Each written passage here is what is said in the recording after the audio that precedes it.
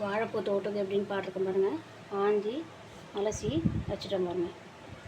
மோரில் போட்டு கொஞ்சம் நேரம் ஊற வச்சு அதுக்கப்புறம் அலசி எடுத்து வச்சோன்னா வெள்ளையாக இருக்கும். அடுத்தது இதுக்கு தேவையானதுன்னா ஒரு 2 வெங்காயம் அரிஞ்சிருக்கேன், ஒரு 3 காஞ்ச மிளகா, ஒரு பச்சை மிளகா வச்சுருக்கேன், ஒரு ஸ்பூன் கடலப்பருப்பு, ஒரு ஸ்பூன் உளுத்தம் பருப்பு போட்டிருக்கேன், கொஞ்சம் கடுகு தாளிக்கிற மாதிரி இருக்கும். அதில் எண்ணெயை ஊற்றிக்கணும். வானலில்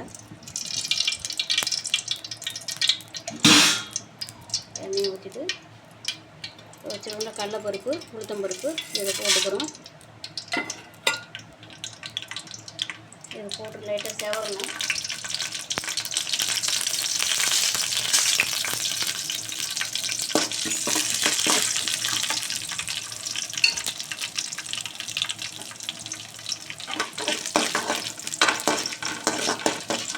லைட்டாக செவந்ததும் இந்த காஞ்ச மிளகாயும் பச்சை மிளகாயும் இதில் போட்டுடணும்.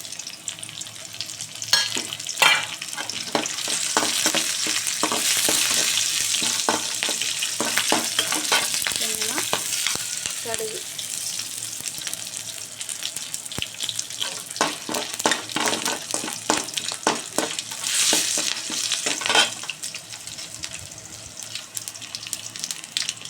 கடுகு பொரிச்சு பாருங்கள். இப்போ 2 வெங்காயம் அரிஞ்சு வச்சுருக்கேன், பொடியை இதை போட்டுக்கணும்.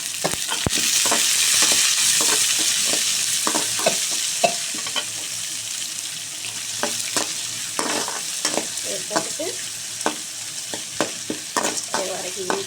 இதை நல்லா வதங்கின பிறகு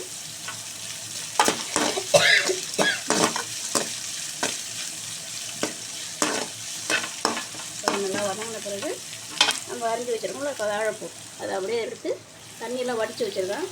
இதை அப்படியே போட்டு வேண்டியதான். இதில் இருக்கிற தண்ணியே போதும், தண்ணியாக ஊற்றக்கூடாது. சிம்மில் போட்டு வேக போடணும். கொஞ்சம் லைட்டாக மஞ்சத்தூள்,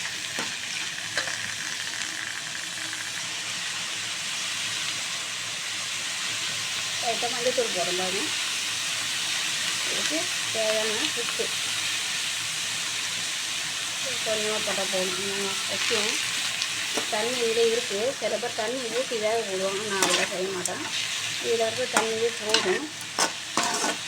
இதை அப்படியே என்ன செய்யணும், சிம்மில் வச்சு ஒரு 10 நிமிஷம் அப்படியே மூடி வேக போட்டுக்கணும்.